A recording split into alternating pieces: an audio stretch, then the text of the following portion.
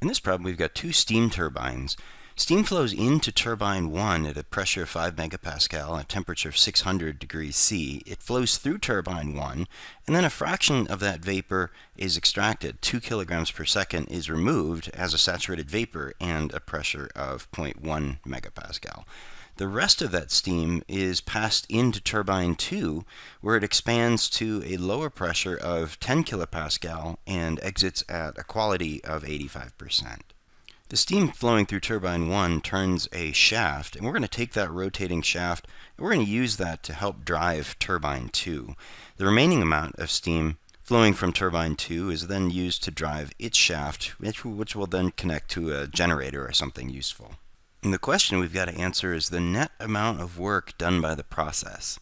So looking at this, the net amount of work done by the process would be the amount of energy we've extracted from turbine 2. So like all of these problems, the key to solving them is to draw an appropriate control volume.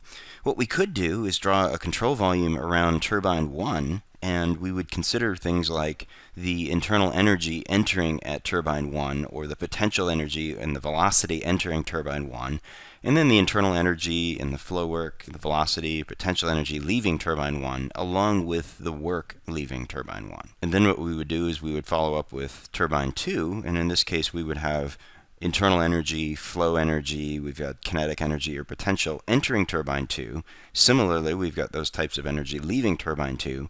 And then we've got work entering turbine 2 and work leaving turbine 2. So we could solve the problem that way. It'll be, of course, more complicated because we need to calculate a number of more variables. By far the easiest way to solve this problem is to just do one big control volume. So the thing to pay attention to is where material is flowing into or out of this control volume and where heat or work is flowing into or out of this control volume.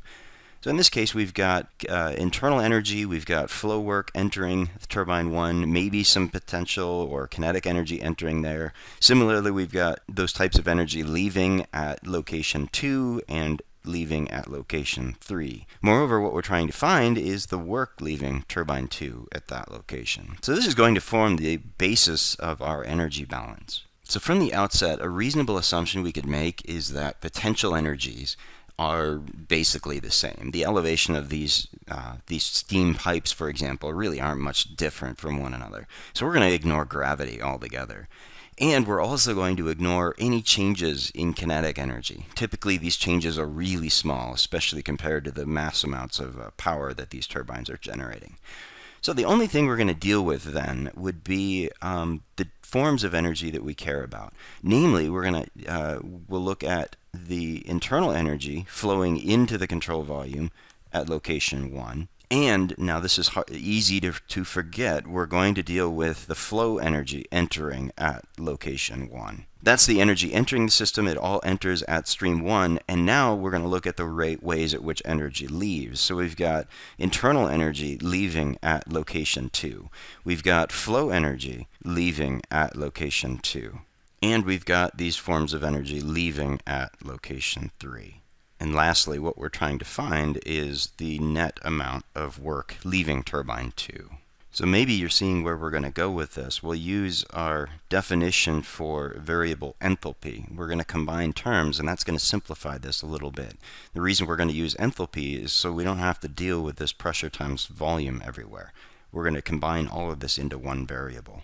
So what this will look like is we're going to look at the rate at which enthalpy is entering our control volume, and that's going to equal the rate at which enthalpy leaves our control volume at location 2, plus the rate at which enthalpy leaves our control volume at location 3, plus the amount of work leaving turbine 2. So with our energy balance established, we're going to look and try to figure out, can we find all of these values to try to solve for the amount of work coming off of the turbine. So I'm looking at it and I say, well, we do know the inlet mass flow rate is 20 kilograms per second. We do know the mass flow rate at stream 2 is 2 kilograms per second. However, we don't directly know the mass flow rate at stream 3. So the idea behind this is to do what's known as a mass balance. So we're going to sum all of the masses flowing into the system, and that's going to equal the sum of the rate at which mass leaves our control volume. So the way this would work, if we expand this, m dot 1 is equal to m dot 2 plus m dot 3. So perhaps it's intuitive to you. If we look at it, we've got 20 kilograms entering here, 2 kilograms leaving at that location. Then the amount of mass leaving stream 3 would have to be equal to 18 kilograms per second. So we now have a value for m dot 3. Now we're trying to figure out two intensive variables for each one of these states, for each one of these streams. For example, we need to find h1 somehow, and the two intensive variables that we have are the inlet pressure and the inlet temperature. That will allow us to solve for h1. Similarly, for state 2, we know the pressure and we know that it's a saturated vapor, so x is equal to 1 at state 2.